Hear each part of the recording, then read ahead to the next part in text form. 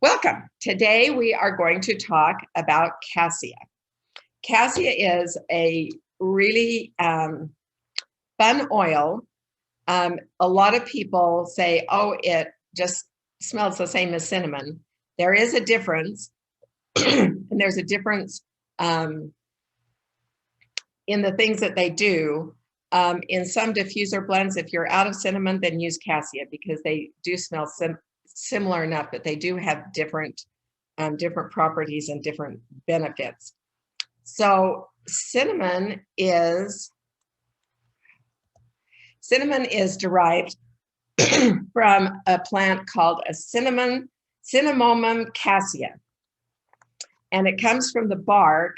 They peel the bark. This is just what the trunk looks like, and they peel the bark off. And this one is what the bark, and cinnamon comes from the bark of a different kind of cinnamon tree. This is what the bark looks like for cinnamon that then they get the oil from. And this other one is what the bark looks like for cassia. So I thought that was interesting to see. There's a little bit difference in the color. There's a little bit difference in the smell. It's usually reddish brown to gray in color. And the bark of the cassia tree is thicker than that of the cinnamon bark.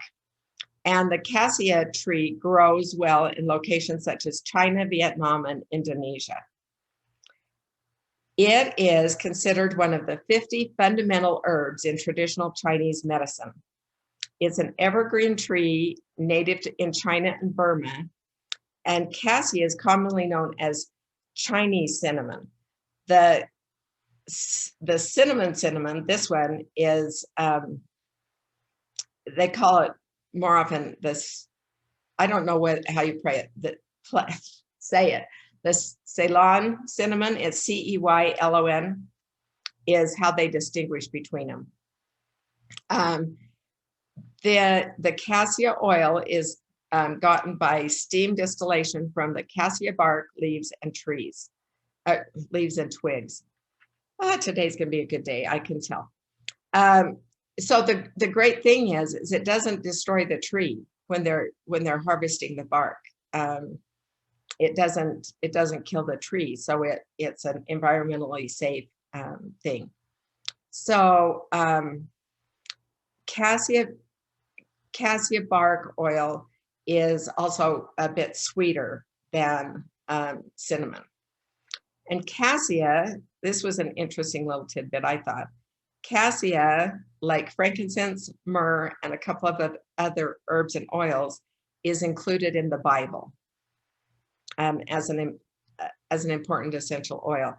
And if you want the references, I can give them to you, but it's talked about in Exodus, Ezekiel, and Psalms. So cassia is the oil of self-assurance. Cassia brings gladness and courage to the heart and soul. It is a wonderful remedy for the shy and timid. Similar to cinnamon, cassia dispels fear and replaces it with self-assurance. It challenges individuals to try, even when they are afraid of making mistakes. Cassia assists individuals in discovering their innate gifts and talents. It invites them to let their light shine and live from their true self. So the negative emotions that it addresses is embarrassed, hiding, fearful, humiliated, insecure, judged, shy, or if you're feeling worthless. The positive properties that it will help you feel is courageous, self-assured, unashamed, confident, valued, and authentic. So it's a good oil to have around it and to use for lots of, all those different things. The properties that it has are antibacterial, antifungal, antiviral, decongestant, carminative, detoxifier, cardiotonic, antimicrobial, antispasmodic, and anti-inflammatory. Isn't it wonderful how many of the oils are anti-inflammatory? So many of the aches and pains and illnesses and different things that we have us not feeling great are caused by inflammation. And so it's so wonderful that we've got so many options for, excuse me, so many options for having anti-inflammatories in our environment, that we can diffuse them, that we can put them in our food, that we can, do different things with them. So some of the benefits and uses of them, and I'm going to try something different here.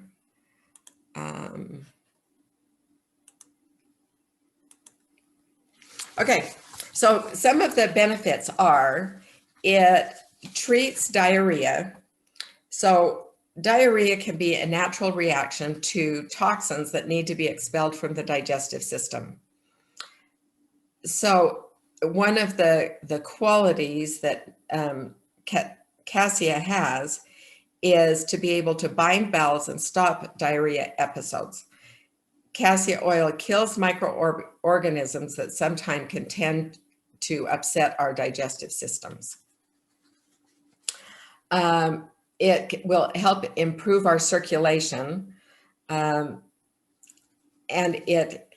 by helping improve our circulation, it helps us make sure that we get the proper amount of nutrients and oxygen to all the parts of our body that we need to survive.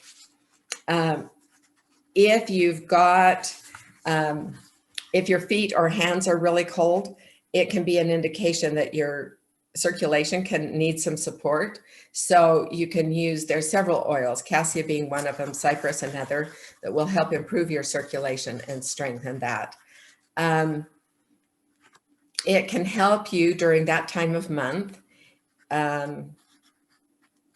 It has some analgesic properties so that it can help it at that time of month. When you have bones that are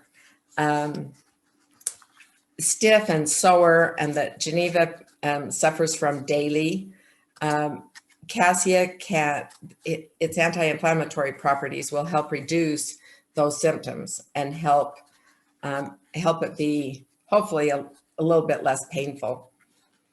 It can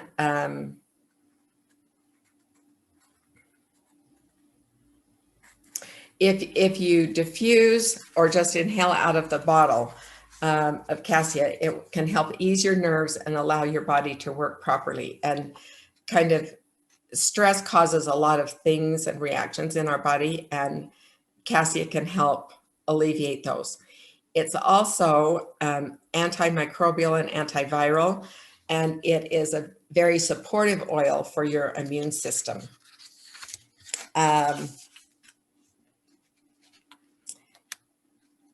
It can, if you add 1 drop of Cassia with 2 drops of lemon in a veggie capsule, it will help your digestive system, help cleanse it out and help your foods digest. And also the lemon and Cassia is a great way to ward off hunger cravings. I have those. It is very supportive of your cardiovascular system. It is great to add into recipes. I do a lot of oils into muffins or cookies or cakes or things like that. And Cassia would be a good one for that. It can be good if you are, if your body is retaining a lot of water, and that's not a situation that you want to do. And if we retain a lot of water, then there's lots of different consequences to different organs with our kidneys and different things. And the Cassia will help alleviate that and be supportive in you getting rid of the excess water. So Cassia, one of the other things that I don't know why I don't have it written down. I missed a whole thing. Sometimes, okay, this is so you guys can laugh. Sometimes I don't look closely enough when I put my pages and I punch the holes in them. And I was getting to the end and thinking, I've got all sorts of other things to tell you about them. Well, I punched the holes on the wrong side. So I skipped a page. So back up and we will, I'll tell you some other ways to use it and for help. It can work as an astringent. So anytime you need to shrink mucous membranes or expose tissues internally or externally, Cassia will help with that. It is a natural bug repellent. There was a test done by Pest Management Science that tested cassia oil in repelling yellow fever mosquitoes. And it was very effective in doing that. And I'm all for anything that will help with mosquito repellent. When you have a situation that you your blood sugar levels are really high, Cassia can help you be supportive in getting it to better levels of that.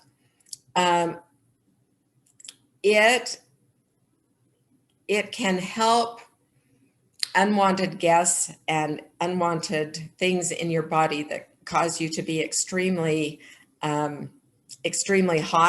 and uncomfortable. Then it will help lower your body temperature to help in those situations. And that together with boosting the immune system is really good. You can use it when you have sniffles and are just really congested and everything. You can inhale cassia oil twice a day. If you have, I'm trying to think about how to put this compliantly. It can, when you've got unwanted guests, and like a lot of people have situations on their feet or on their toenails that are unwanted, and the things that cause those, sometimes we have that same type of infestation other places in our body. Cassia will help fight those. It is great to add to Epsom salts and to use in a warm bath. It's very comforting. It can uplift your mood. To me, cassia just helps. It smells like Christmas, and Christmas is happy. So for me, it uplifts my mood. When your stomach is feeling very, very unsettled, then you can put 3 to 5 drops of cassia on a tissue or a handkerchief and just inhale it, and it will help settle down that uncomfortable feeling. It is a hot oil, so you need to dilute it. It is also really good. I don't know that it's growing pains, and I don't know that it's nervous leg syndrome, but lots of times at night, my legs just ache and ache and ache. And I have, well, one time I got cassia for the first time, and I had heard that it helps circulation and stuff. So I put some on my legs, and it got very uncomfortable really fast. And so I grabbed my fractionated coconut oil and put on about 3 layers of fractionated coconut oil, and that calmed it down. Excuse me. But so it is a hot oil, but I have made me a roller bottle with it diluted. And when my legs are aching, sorry, I can't talk today. When my legs are aching, then I rub it on, and it generally will help it. So that's something to do. And I think I've told you before, but I'll mention it again. After that experience, I thought, okay, I remember some oils that are the hot oils, but I don't remember all of them. So I got out my list of hot oils, and I took a red Sharpie marker and I just put a red dot on the label that I've got on the top of my oils. And that way, when I go to grab an oil and it's hot, it triggers my brain to say, okay, be careful or be prepared or dilute it ahead of time. Some hot oils they'll bother some people, like wintergreen can be a hot oil. I think it's classified as a hot oil. I apply it straight and it has never bothered me. But so it's to be aware, everybody's skin is different, everybody's body's different. So it's to be, be aware of that. So also you want, if you are nursing, the Cassia might limit the milk supply. So you want to be cautious about that. And then it's all the other normal precautions. Also, taking very large doses of Cassia might harm the liver. That's like, don't take the whole bottle and drink it down. Using 2, 3, 5 drops is not using an excess amount and is not going to harm the liver. But be aware of that.